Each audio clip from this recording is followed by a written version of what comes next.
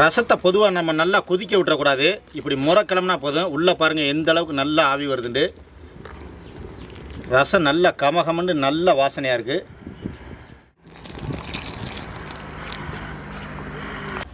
எல்லாருக்கும் வணக்கம்.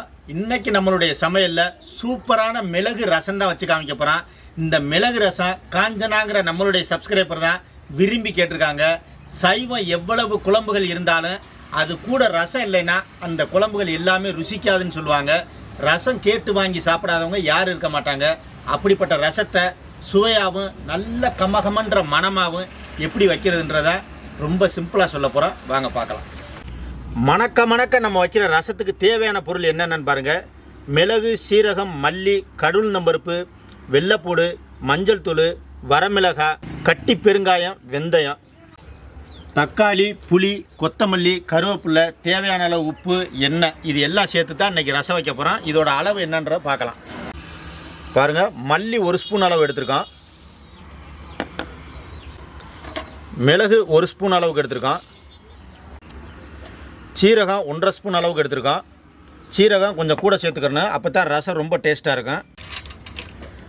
கட்டி பெருங்காயம் ஒரு 2 துண்டு போட்டுக்குருவோம். நம்ம தூள் பெருங்காயம் இதில் பயன்படுத்தலை. கட்டி பெருங்காயம் நல்ல வாசனையாக இருக்கும். வெந்தயம் பாருங்கள், ஒரு பிடி பிடிச்சா 2 விரலில் இத்துணுன்னு அளவு அதை சேர்த்துக்குருவோம். இது நல்ல மணமாக இருக்கும். ஒரு மிளகாய் அரைச்சிக்கிறலாம், காஞ்ச மிளகாய். இதை அப்படியே குறகுறப்பாக அரைச்சி எடுத்துக்கலாம். பாருங்கள் எந்த அளவுக்கு அப்படியே ஒரு 2 ஓட்டு மட்டும் ஓட்டியிருக்கு. இது கூட அப்படியே இந்த பூண்டை சேர்த்துக்கிறலாம். இந்த பூண்டையும் அப்படியே ஒரு ஓட்டு ஓட்டி எடுத்துக்கிறலாம். ரசத்துக்கு தகுந்த பொருள் எல்லாமே அரைச்சி எடுத்துகிட்டு வந்தாச்சு. நல்லா குறகுறப்பாக பூண்டெல்லாம் பாருங்கள், அப்படியே அந்த சக்கை நல்லா தெரியும். இந்த மாதிரி அப்படியே ரசத்தை கலக்கி வச்சா தான் நல்ல வாசனையாக இருக்கும். ஒரு எலும்புச்சளவு புளியை ஊற வச்சுக்கலாம்.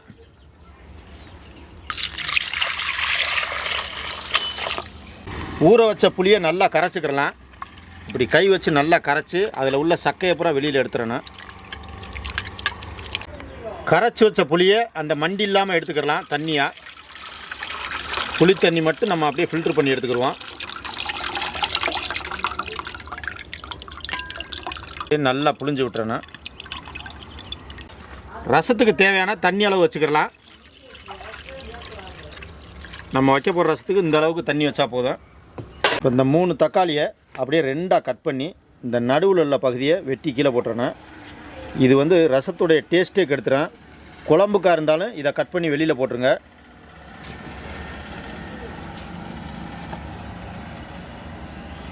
பாருங்கள் இந்த மாதிரி எடுத்துடணும். இந்த தக்காளி அப்படியே புளி தண்ணிக்கில் போட்டு நல்லா கையால் கரைச்சி எடுத்துக்கிறேன்னா. நம்ம அறுத்து அப்படியே போடுறத விட இப்படி கையால் கரைச்சி ரசம் வைக்கும்போது நல்ல டேஸ்ட்டாக இருக்கும். இந்த கொத்தமல்லியை இந்த தண்டு பகுதியை பூரா இதுக்குள்ளே சேர்த்துக்கலாம். பாருங்கள் இந்த அளவுக்கு நம்ம சேர்த்துட்டு மிச்சம் இவ்வளோ வச்சுருக்கோம். இதை கடைசியாக பயன்படுத்திக்கலாம். இதையும் அப்படியே நல்லா கரைச்சி விட்டுறலாம். ரசத்துக்கு தேவையான கல்லுப்பு பயன்படுத்திக்கிடுவோம். நீங்கள் தூள் உப்பு பயன்படுத்துகிறனாலும் பயன்படுத்தலாம். ரசம் வைக்க வடைச்சட்டி வச்சுக்கிடுவோம். சுத்தமான செக்கில் ஆட்டினா நல்லெண்ணெய் ஊற்றிக்கிடுவோம். நல்லெண்ணெய் அப்படியே சேர்த்துக்கிடலாம். இந்த ரசத்துக்கு 50 நல்லெண்ணெய் ஊற்றிருக்கோம். கடூழ்நம்பருப்பு ஒரு ஸ்பூன் அளவு தாளிப்பு சேர்த்துக்கிடலாம்.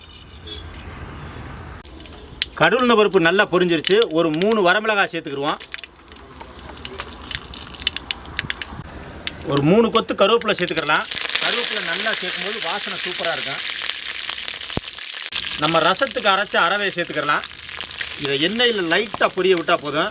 ரொம்ப எண்ணெயில் பொரிய விட்டுறக்கூடாது. இதில் பெருங்காயம் எல்லாமே சேர்த்துருக்கோம். அதனால் லைட்டாக எண்ணெயில் பொரிய விட்டால் போதும். இது கூடவே 1 ஸ்பூன் மஞ்சத்தூள் சேர்த்துக்கலாம்.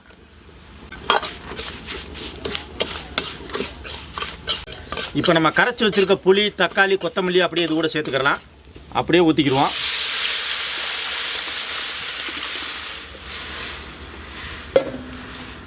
நல்லா கமகமகமன்னு வாசனை வருது.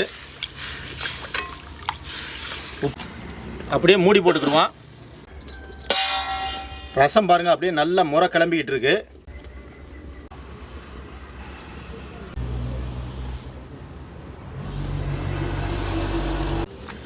ரசம் நல்லா முறை கிளம்பிருச்சு. அப்படியே மேலாப்பில் கொத்தமல்லியை தூவிக்கிடலாம். நல்லா கமகமன்னு வாசனையாக நல்லா சூப்பராக இருக்கும். ரசத்தை பொதுவாக நம்ம நல்லா கொதிக்க விட்டுறக்கூடாது. இப்படி முறை கிளம்புனா போதும். உள்ளே பாருங்கள் எந்த அளவுக்கு நல்லா ஆவி வருதுண்டு. ரசம் நல்லா கமகமன்னு நல்ல வாசனையாக இருக்குது.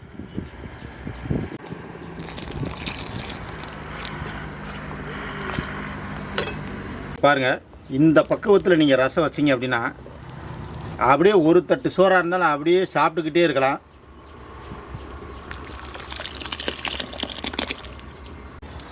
ரசத்தை அப்படியே இறக்கிக்கலாம். அப்படியே இந்த சுட சுட இருக்கிற ரசத்தை அப்படியே இந்த சாதத்தோடு ஊற்றிக்கலாம். ரசத்தை பொதுவாக நல்லா கலக்கி விட்டுட்டு ஊற்றி சாப்பிட்டா தான் நல்ல டேஸ்ட்டாக இருக்கும். அதே மாதிரி ரசம் நல்லா மிதக்க ஊற்றணும். பாருங்கள், இந்த அளவுக்கு சாப்பாட்டில் ஊற்றி சாப்பிட்டா தான் டேஸ்ட்டு சூப்பராக இருக்கும். இன்றைக்கி நம்ம வச்ச மிளகு ரசத்தை கூட அப்படியே பாருங்கள் பெப்பர் தூண ஆம்லேட்டு அப்பளம் இது கூட வச்சு தான் சாப்பிட போகிறோம். முதல்ல இந்த ரசத்தில் இருக்க அந்த தக்காளி தோல் இதெல்லாம் அப்படியே எடுத்துக்கிறேன். இதை அடுத்து அப்படியே வேஸ்ட்டில் போட்டுடலாம். நம்ம வச்ச ரசத்தை பார்த்திங்கன்னா சாப்பாட்டில் ஊற்றி பிரட்டி சாப்பிடக்கூடாது, பிணைஞ்சு தான் சாப்பிடணும். அதுதான் டேஸ்ட்டாக இருக்கும். பாருங்கள், நம்ம சேர்த்த மிளகு, வெள்ளைப்பூடு, சீரகம், அப்படியே மல்லி, இதோட வாசனையெல்லாம் பயங்கரமாக இருக்குது. இதில் முக்கியமாக கட்டி பெருங்காயத்தை அப்படியே அது கூடவே அரைச்சி சேர்த்துருக்கான். அது நல்ல கமகமன் இருக்குது. உங்கள் வீட்டில் தூள் பெருங்காயம் இருந்தால் அதை கடைசியாக சேர்த்துக்கோங்க. இப்போ சாப்பிட்டு பார்ப்போம்.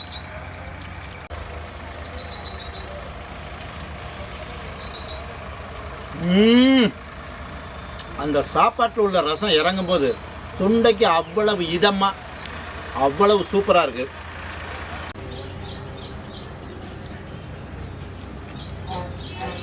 அடா அடா அடா, ரசம்னால் ரசம், நம்ம வச்சதான் ரசம். வாசனைக்கும் குறைவில்லை, டேஸ்ட்டுக்கும் குறைவில்லை. அப்படியே இந்த ரசத்தோட இந்த ஆம்லேட்டை வச்சு சாப்பிட்டு பார்க்கலாம்.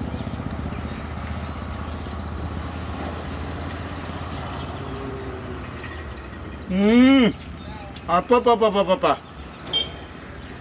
இந்த மிளகு ரசத்துக்கும் மிளகை தூவி விட்டு போட்ட ஆம்லேட்டுக்கும் அம்புட்டு சுவையாக இருக்கும். இந்த சாப்பாடை ரசத்தோட போட்டு நல்லா பிசைஞ்சு சாப்பிடணும். அதுதான் ருசியை. அந்த சாப்பாட்டுக்குள்ளே அந்த ரசம் அப்படியே மிக்ஸ் ஆகணும்.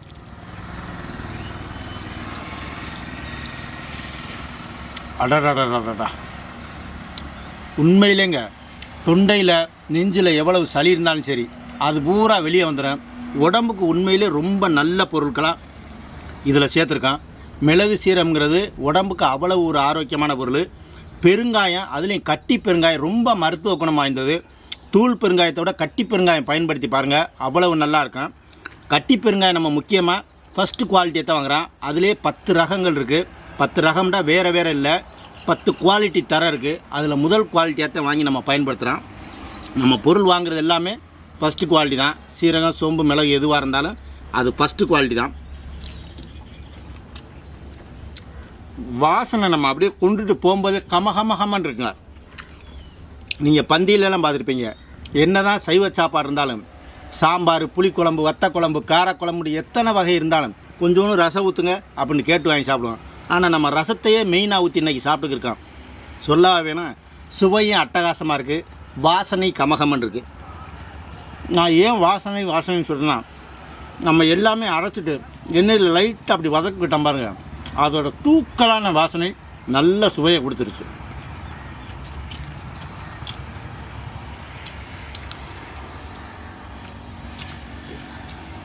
அப்பளப்பும் குறை சொல்ல முடியாது.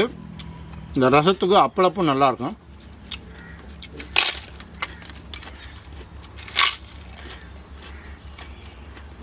அடடடா, எத்தனை வகை குழம்பு இருந்தாலும் இந்த ரசம் மட்டும் போதும். இதை மட்டும் ஊற்றி நம்ம ஒரு தட்டு சோறை அடித்து காலி பண்ணிடலாம்.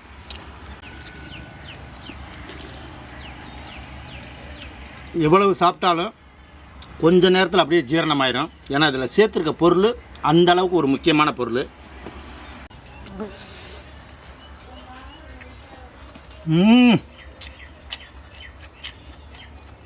சூப்பராக இருக்குது ஆம்லேட்டு.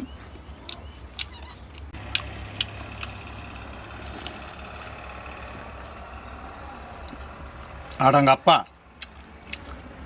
ரசம் உண்மையிலே இப்படி வச்சு சாப்பிடுங்க. வேறு எந்த குழம்பும் தேவையில்லை. ஒரு நாளைக்கு இந்த ரசத்தை மட்டும் வச்சு சாப்பாடை கொஞ்சம் குழைய வடிங்க, அதுதான் சுவையாக இருக்கும். சைடிஷ்க்கு உங்களுக்கு பிடிச்சதை வைங்க. டேஸ்ட்டு சூப்பராக இருக்கும்.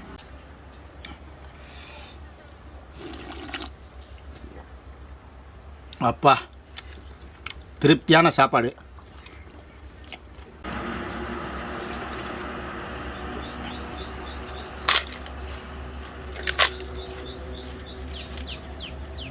நம்ம பயன்படுத்துகிற அப்பளப்பை பாருங்கள், அப்பளப்பில் ஒரு ஆயில் இருக்காது பார்த்தீங்களா.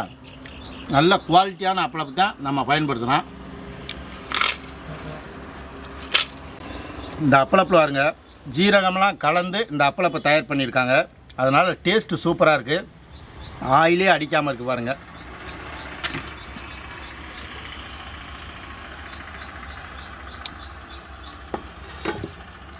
இன்றைக்கி நான் திருப்தியாக ரசம் சாப்பிட்டேன் அப்படின்னா அது காஞ்சனாங்கிற நம்மளுடைய சப்ஸ்கிரைபர்னால தான்.